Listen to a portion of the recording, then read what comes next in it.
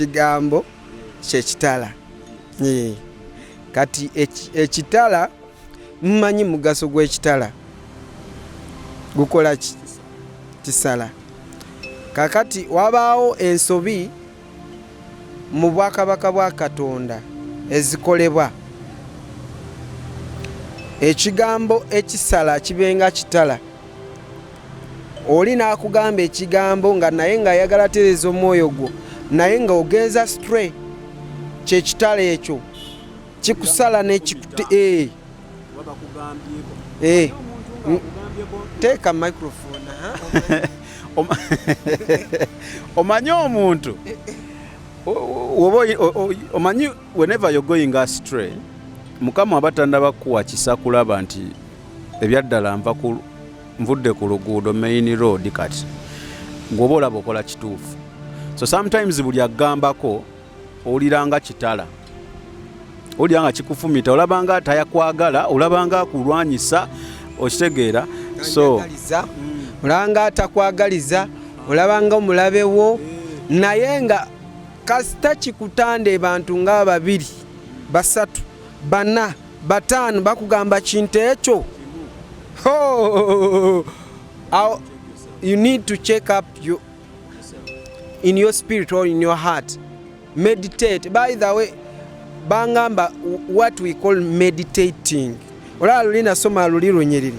Meditating is power. Meditating is power. When you meditate, you can meditate on everything which is around you. No manya ngato yogera. You just sit down and settle down. Ogamba nayo muli mwoyo gubeera gwogera n'emmeeme nga mutudde n'omubiri, si kwatula ebigambo. Muli ekigambo kiba kyebuuza kati nkole ntya.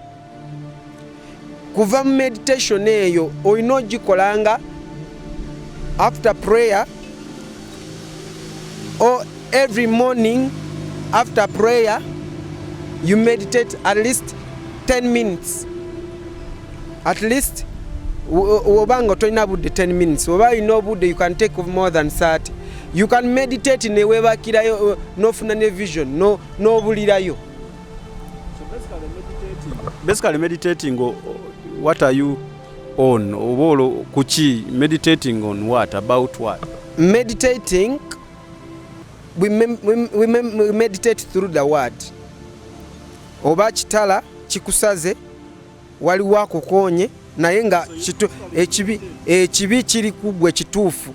About your action. Yes, you have to first meditate nogamba naye samike kye yaŋŋambye kituufu nga toyogera after prayers.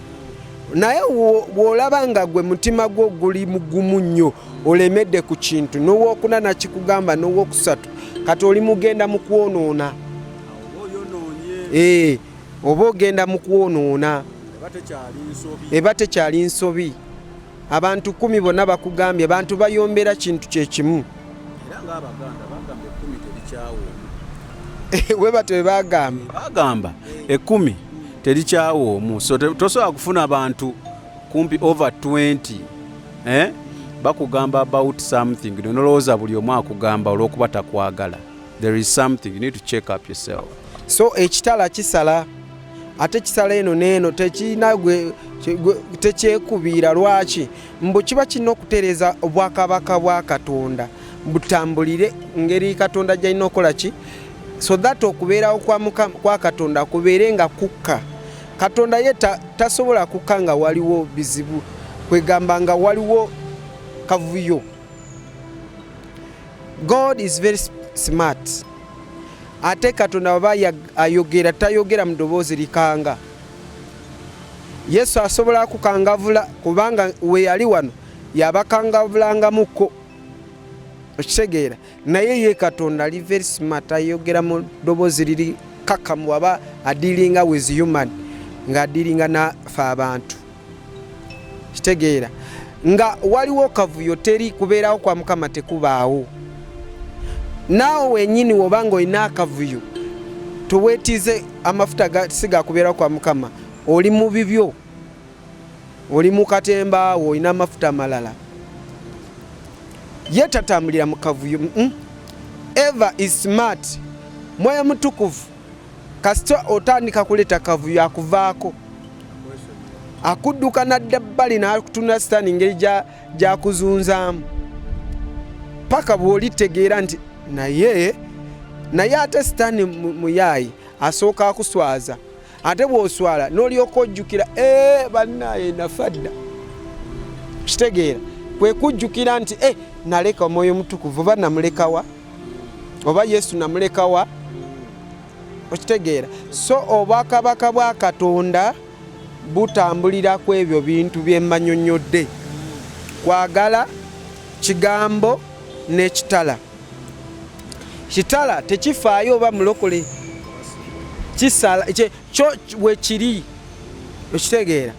Oluusi bayinza okuba nga bakubuulira enjiri kulokoka n'owulira nga tebikoze eki tobyagala, ng'owulira bikunyiiziza wenna mu mutima muli ovimbye, ekyo kitala. Kitegeeza kikonye waluma. Mu mutima eyo tuba n'ebibundu mu mwoyo nga tebirabika wano ku mutima, naye mutima guyinza okuluma, mutima gw'omwoyo we gukuluma ne guno gulu automatic nagwo gukola ki? Gulumwa. Okitegeera. Kyova olaba osanga omuntu omutima gumuluma ne gumuluma n'ekigambo ne kimulema n'okyogera, n'asigala lwanyisanga nnyo kulaba nti omutima gwo guludde mu bulumi kumala essaawa 24. Kigenderere nnyo, beera kozesa amagezi mangi nnyo kulaba nti owonyeza mutima gwo. Weebaka n'obusungu omutima ne gulwala ne guunya, ojja kwata ekyambe okwate mukazi wo mufumite oba musajja wo mufumite oba obooke oba okola ekibi. Awo oba osuuse mu kuwunya ndowooza oba sitana aba akutaddemu kaki katwa. Okitegeere. Kale mbadde njagala tugiremuko ku bibuuzo, endala nda ebibuuzo nga 2 byava ku gundi ziri eziwedde, then tuddemu I think tuluyita olunaku. Samike ono omukulu bamuyita user something, naye sitekuli linnya naye ku YouTube yagamba Samike nsaba oluddako ombulizeeko pastor, what is the meaning of whoever believes in him is not condemned, but whoever does not believe is condemned already. Nangamba because he has not believed. Kanzire mu kisome mumbulizeeko nsaba mumbulizeeko what is the meaning of whoever believes in him is not condemned, but whoever does not believe is condemned already, because he has not believed in the name of the only Son of God. And this is the judgment. The light has come into the world, and people loved the darkness rather than the light because their works were evil. John 3:18-19. Ekyo kyali kibuuzo oba yali ayagala ngaziyeemu. Kati ndowooza omuzzeemu kubanga I think kino ekibuuzo kyajja because of the other statement maybe gyotattaanya bulungi luli egamba nti Katonda yali ayagezaako kulaga nti oba tolokose togira mu ggulu. I think ogezaako kittaanya mu ntandikwa wakyogeddeko ne tukittaanya. Kakati ansa yakyo eri mu Luke 9:15. Mbu Katonda asaasira baali bakoze eki? Asaasidde. Alikwatirwa kisa baali bakoze eki? Akwatidde ekisa. Alisaasira bakwatiddwa ekisa. Baali basaasidde. Era anti statements westo weziri tetulina ozikyusa. Yeah. So ekyo kidiziwamu atugende ku kirala. Okay, ono yali abuuza abajjamu embuto, basically yali abuuza nti help me ask the pastor what happens to us abajjamu embuto, because I have aborted 5 times nga sinnalokoka. So what happens to us? Luli nsose kola ki ngambye Barumi si kyekyo. Ono agambye nti Mukama asonyiwa. Oba wajjamu mbuto 10 n'olokoka, Mukama akusonyiwa. Akusonyiwe n'abaana eri bakitegeera. Nakugamba buli kyonna kyokola wano oba kirowoozo kyonna kyokola wano eri muggulu kiba kyawandikibwa dda. Gwe bw'olabanga ng'olowoozeza birowoozo bibi weenenye nga bukyali yadde nga tonnayogera mu kulowooza kokola ki weenenye. Kati wakikola n'olokoka naye bw'oba nga tolokose emigo ate negeyeena bikulinze kyekyo. Okay, nonzeyonze byebuuzo bibiri bye nalaba nti oba oliawo byebistandinze out okusinza mu kye twayogerako luli. Kujjako ng'olina ebigambo ebisemba naye kansigaze eddakiika nga nenkyalinawo ka time sigaze eddakiika nga 25. So byonna n'ebisemba tusobola okubyogera. Bannayi sisobola kuleka kwebaza abaana ba spiritual purpose. Mwebale nnyo ku lwa idea eyo, mwebale nnyo. Tulina bye tuteekateeka mu njiri, tujja kugamba Samike mu maaso eyo ebisukkako ku kino. Samike ensigo yo ejja kuba nga evaamu bintu binene. Mye nkusuubiza ku ekyo. Ekirala, whoever needs to be healed or you have a problem, you want a prayer, I'm always on. My phone is always on. Simu yange eba ekoze eki ekulinze buli kadde konna. Ekirala, abantu bonna mbebaza nnyo abakomentinga, nebaza Unique Media sivanga wano nga sijebaziza kubanga buli lunaku ngisabira nga bwe yagambye waliwo gwe tulina okusabira. Mujjukira naye sooka omalize then tusabe. Okay. Nga bwe nalagula ebintu bitandise kulabika, naawe totuuleeyo ne ssente zo n'ozeebakira nga zirina okukola mulimo gwani gwa Katonda. Samike muwe ssente, of course nange mumpe kubanga nange wendi ku ground. Atuleeta wano ne tugenda ku ground eyo ne tukola. Nze siri pastor agenda kubeera awo atuule butuuzi. Nina okukola Katonda kye yantumira. Papa sesooka kudealinga ne families n'okusabira abantu. Ekyo paspas gye tusookeddeko. Kakati abali mu UK, abali mu USA, abali mu Dubai, abali mu UAE, abali mu Saudi Arabia, abali mu bagira diaspora, abali mu abantu bonna abalaba eno video wonna weetuuka. Nze kyemanyi tulina aba viewers nga 8,000. Nze kyemanyi nti obubaka bwonna bwe mba njogedde wano ng'ojje ku bino bye tuteekamu naye biri bye mbagamba bino bye bandaga mu ggulu nange sijjaako nange sitoolako. Wekituuka nga kikufumise kirungi kubuuza mu bulungi si mu bukambwe.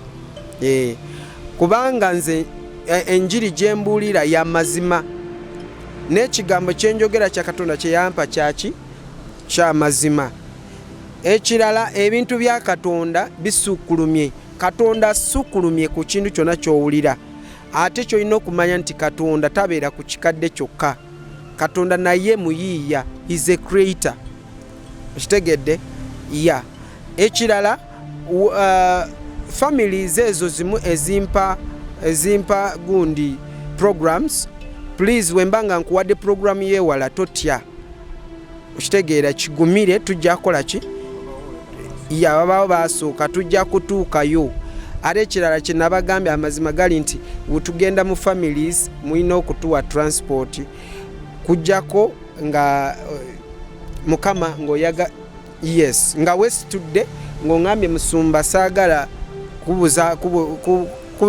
kutambuza oba ne tiimu saagala akola ki gitambuza kanzije. Yes, so ebintu bimu Samike nkimanyi bimu tuba tubyogedde naye waliwo tugenda deep awo tuba tubulira enjiri naye obanga mulimu akayiseemu gwe katwale nga by the way kitegeera otwale ebigenda akola ki kugasa. Kakati nze waliwo omusajja kuva Netherland yagambye akwagala nnyo naawe oba yakusindikirako message simanyi naye n'agamba mbu ye awulira okwagala okwokuwaayo eri Unique Media ne obubaka buno obw'omugulu busobole kwe oba yoyo simanyi ne nyinayo gwentera okwogera naye abeera Netherland eyo simanyi oba yoyo ane yaŋŋamba ayogerako naawe. Musajja wange tera okunyumya simuyinaako tabbu olwako erinnya nalyerabira yagamba yange nange nderabidde naye bannaaye musajja wattu ambuuza ebibuuzo from day one ye eva abeera mu bibuuzo akola interview yonna n'agimala najja n'alyoka akubuuza ebibuuzo naye tabibuuza bubi abibuuza mu ngeri y'okola ki omusajja talina tabbu. Yes, so yagambye twongere kumusabira Mukama akole ki amugaziye amuwe omukisa ye waali ate aliredde n'okutandika kunoonya abantu abalala abanaabeera nga bayimirira mu buweereza bwaffe buno Boss Unique Media ne buno buweereza bwaffe bwe tulimu kubanga ffe tutuuka ku ground Unique Media ajja wano n'asindika ne tubafuna ne tutuuka ku ground. Nze siringa omusajja wamwe gwe mugambye munzijeemu mu stories kubanga waliwo nange yankubira n'aŋŋamba waliwo yansabye miliyoni twali tukyogerako ne mukyalo oli we mukono ne mugamba nze munaye n'oba obuuza Samike nze miliyoni ngisabe mbusabire omuntu yaki walente mbye neewuunya nti nze wemba nkuleeta wano siina gwe nsaba ssente okitegeera naye oli akkubira n'agamba mbale njala kuwa bujulizi bwange namutuuza ne mwogera n'olaba nga obujulizi bulina ensa ng'era Mukama oli wanabuuliriza ajja tegeera because nze natandikawo okukola ebintu ebimu nga njagala kulaga bantu bano aba Katonda nti bye tubadde tuwulira gyebiri wobadde obiwulira wala nze mbikusembereza ne nkugamba kati nono gwentudde naye wano yali waati ne waati so n'otegeera nti ono wabanga byamutuukako muntu naawe alaba oli muki muntu anything can happen naye munnanga abamu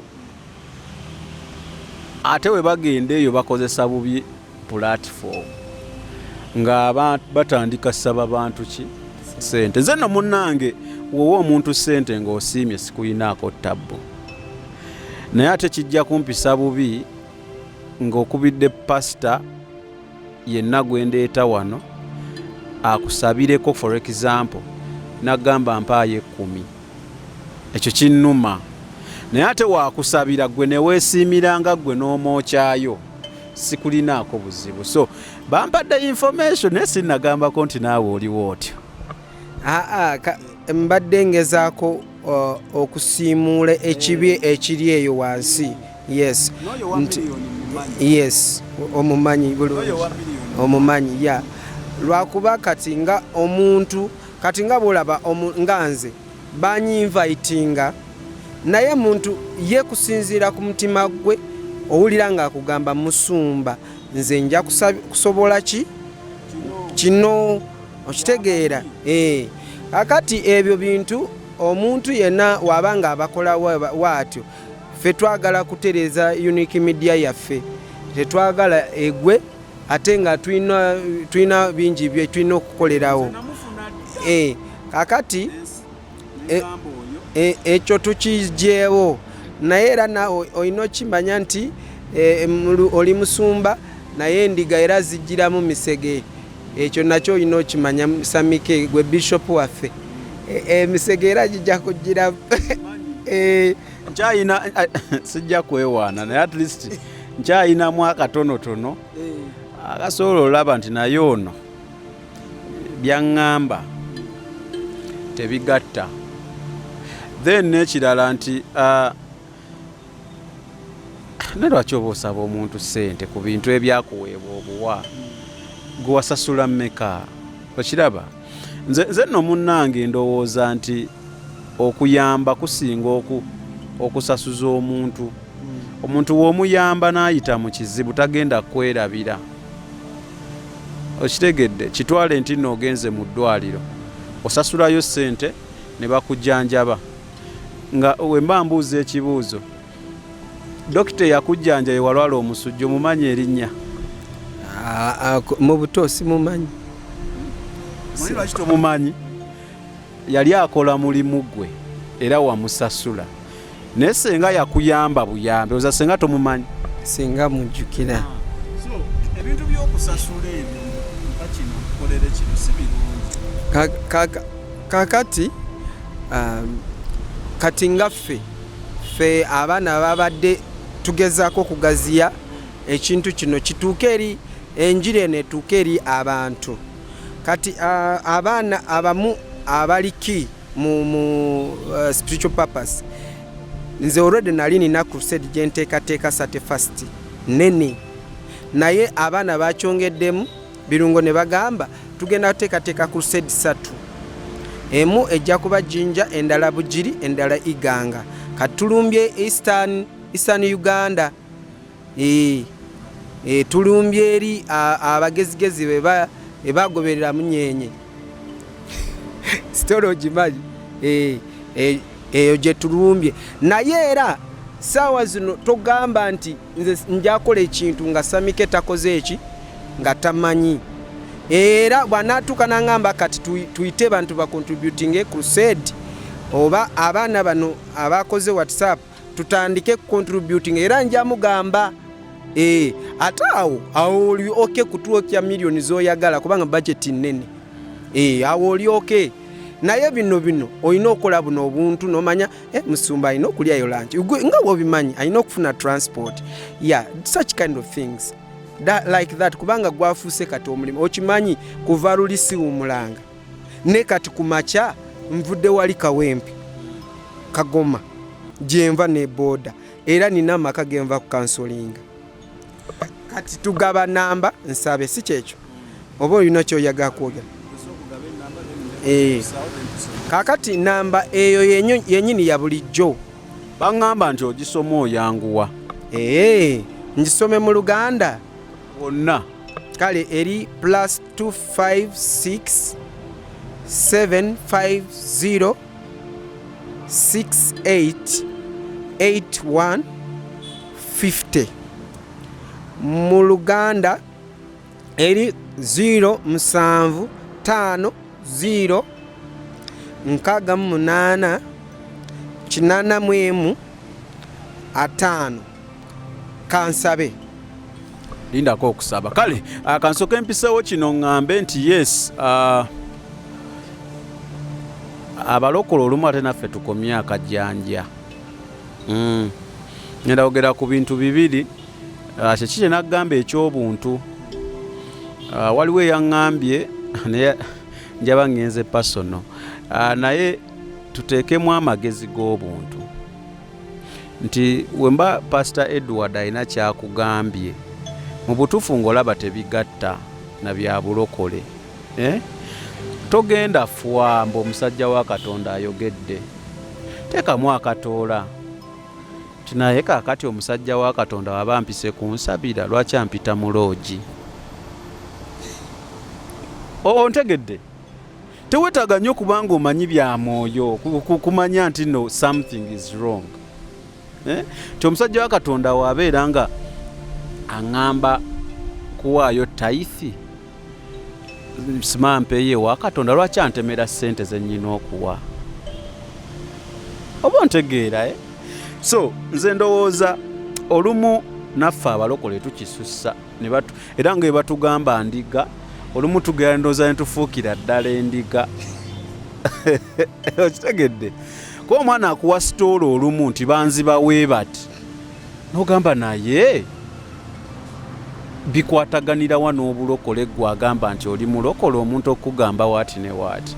Kubanga abantu abasinga abantu betuyita mbu abasumba ba Katonda abamu we bayononya abaana b'abantu, we batwe bafunisiza abaana b'abantu embuto, we batwe batundisiza abaana b'abantu amataka n'ennyumba ne babafera ne badduka. Waliwo vidiyo butera otambula ku social media nti omusajja wa Katonda mbwajja sima waliwo kalabyeko musajja le erinnya ndirabidde ate mbadde ngenda ddi atulaga Katonda mu ggulu ajja nakwatako ati musimayo leesa omwana wo mbunakugiragira ati mbunajjayo ekigumba. Oba ontegedde abantu ne bakuba engalo gwe notetekamu bwongo kwebuuza ekigumba kyajjeeyo wano kiyiseewa ebbwa liriwa kituli kiriwo eriyise nti akutta omukyala mu nviiri kati nga wanakwata mu nviiri zayo wano bunagira waati bunajjayo ekigumba.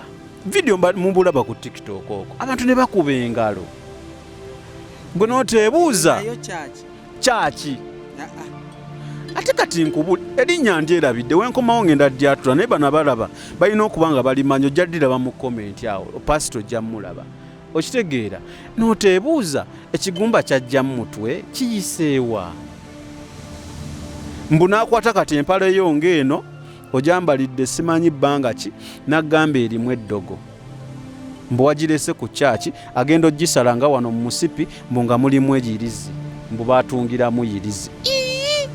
Now leka twebeereremu ng'enjogera y'ennaku zino nti omuntu wagamba ebitakwatagana na Katonda buuka oba funa kale gwe weebuuzaako. The problem gye mukola mutwebuuzaako bamaze babba okitegeera. So naagadde kiyisaawo olwansonga nkimanyi kigenda kuvaayo bitandika otambula abantu ate bajje bambuuze. So mbagambye tekinnaba nti nze abantu bendeeta bawa emboozi zaabwe ebiddirira between bo nammwe abagoberezi biyinza oba binkwatako naye mba saabimanyaako from the start mba sirina we nnyambira.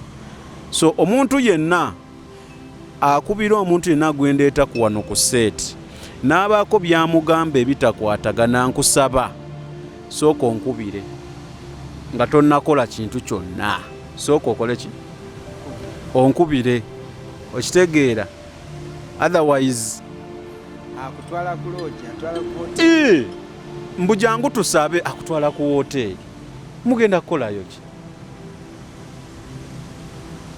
oba ontegeera Pastor Edward olumala ng'ogamba nti ate yankwata wali ono nakimuloogi aba teyamukwata aba yakola ki aba yakkiriza mu mwoyo gwe genda kumusisinkana mu loogi aba amanyi ku bibiri kumusabira either ebintu ebirala oba kumukwata. Nawe nti wennamugamba namugambye naye kaakati mu butuufu ku loogi wali ono nayo ki mb'ogenze kusabira kati nze sami ntandikirewa lwaki tewankubirako n'oŋŋamba munnange nno omukulu aŋŋambye tusisinkadde wano ku loogi because nandikugambye tokola ki togendayo anyway kale naye n'abantu bakimanye nti bonna tugenda okulokoka abamu nga tuvudde eri n'emize gyaffe kati olumu emize gyo okutuggwamu kiteekinga time. Kale mwebale nnyo abalabye okuva gye twatandikidde naye yo mbadde njibawanga ka reminder nti kakubeeremu nti ebintu ebimu eba bikugamba gaana. So samikege gange mali ne Pastor Edward nga sinaba kusembyayo tusabe tuve wano. Ogenda kukola ebintu bibiri, ogenda kusabira specifically omukyalo oyo omuntu wange specifically specifically ogenda kunsabira omuntu oyo abeeko engeri gye yakikozeemu Mukama amuwa omukisa then oyatuze n'abo abaagala okwatula obulokozi.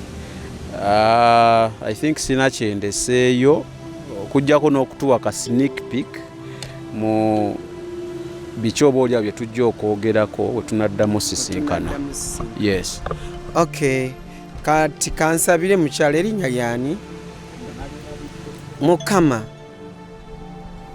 nga bw'otunula ku mulimo gwe, sente nga bw'azikola, nga bw'atuuyanya taata, y'ensigo esoose samike kugyogerako, kitegeeza eba yamukutteko. Naye Mukama, mukazi oyo, mukyala oyo muwe sente, muwe omukisa gutaliiko obwinnike, muwe omukisa ng'afuluma ng'ayingira, muwe omukisa emirimu gye gy'engalo, muwe omukisa mu maka ge, mu baana be.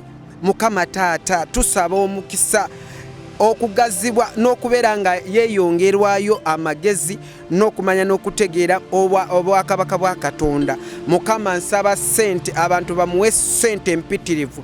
Twetaaga azimbe mayumba, agule mamotoka, akole bizinensi nga za njawulo, kubanga mukutu guno guyimiriddewo ku lw'abantu. Mukama taata, weebale nnyo, weebalire ddala kubanga okikoze. Ebibadde bimusumbwa byonna obitutte mu linnya lya Yesu Kristo tusabye.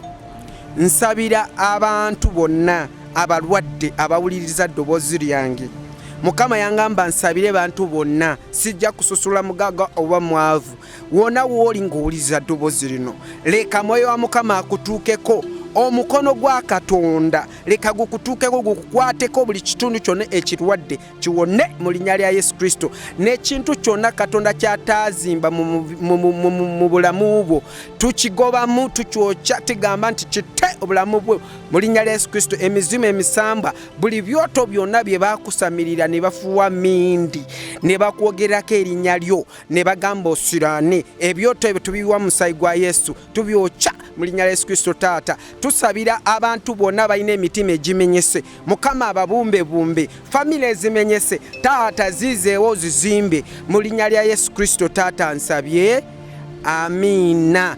Nsaba Unique Media, Mukama atuwe kamera nyingi, atuwe ne TV, atuwe ne radio, ebyo byombyogera mu linnya lya Yesu Kristo. Bantu muleete sente, muzireete samike, mumanyi bulungi, mumuwe sente, oba mutwaro oba meka bwe zeegatta zijja kuba nyingi mu linnya lya Yesu Kristo. Nange mumpe, Mukama abawe omukisa.